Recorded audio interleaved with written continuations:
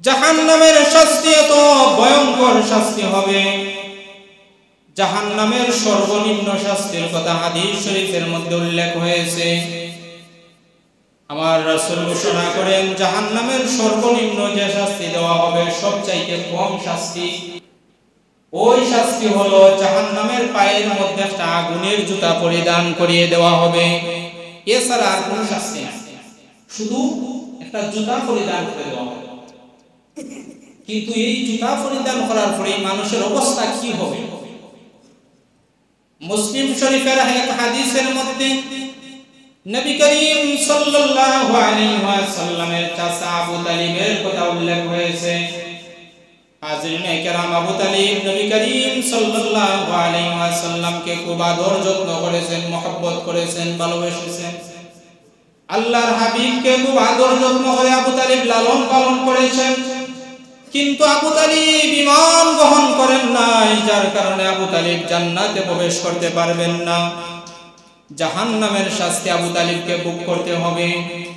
আমার রাসূলকে খুব মায়া মহব্বত করছেন, কিন্তু ঈমান গ্রহণ করেন, যার কারণে আমার রাসূলুল্লাহ বলেন আমার চাচা আবু তালিব তিনি জাহান্নামী, কারণ তিনি ঈমান গ্রহণ করেন নাই। কিন্তু এই দুনিয়ার জমিনে আমার চাচা আমাকে খুব মহব্বত করেছেন, ভালোবেসেছেন, আদর যত্ন করেছেন, যার কারণে আল্লাহ রাব্বুল আলামিন জাহান্নামে আমার চাচা আবু তালিবের শাস্তিকে কমিয়ে দিবেন। বলেন না সুবহানাল্লাহ। ঈমান নাই কিন্তু রাসূলকে ভালোবাসার কারণে শাস্তি কমে যায়। বুঝেন রাসূলকে ভালোবাসার গুরুত্ব কতটুকু। যারা আমরা ঈমানদার, আমরা যদি ভালোবাসি তাহলে আমাদের ফায়দা কি হবে? আবু তালিব ঈমান গ্রহণ করেন নাই, কিন্তু রাসূল বলেন তারপরেও আমাকে ভালোবাসার কারণে, মহব্বতের কারণে জাহান্নামের সর্বনিম্ন শাস্তি যেটা, ওটা আমার ওই চাচাকে দেওয়া হবে। কি শাস্তি?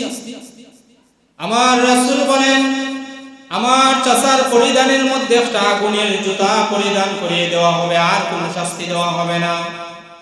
কিন্তু ওই জাহান্নামের আগুনের জুতার তাপে আমার চাচার এমন অবস্থা হবে, আগুনের মধ্যে পানি গরম করলে ফুটন্ত পানি যেইভাবে টকবক টকবক করে, রাসূলুল্লাহ বলেন ওই জুতার উত্তাপে আমার চাচার মাথার মগজটা টকবক করে ফুটতে থাকবে। বলেন না নাউযুবিল্লাহ।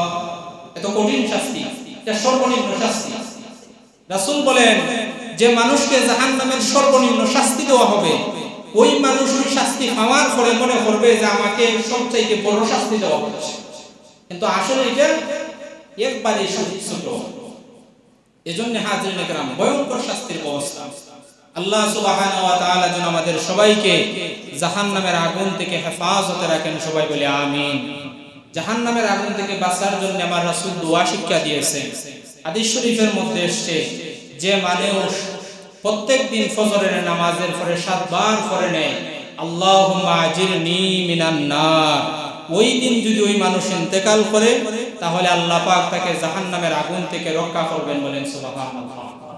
যেই মানুষ মাগরিবের নামাজের পরে আবার 7 বার পড়ে নেয় আল্লাহুম্মা আজিরনি মিনান নার, রাসূলুল্লাহ বলেন ওই মানুষ যদি রাত্রি বেলা ইন্তেকাল করে তাহলে আল্লাহ পাক ওই মানুষকে জাহান্নামের আগুন থেকে হেফাজতে রাখবেন। বলেন সুবহানাল্লাহ।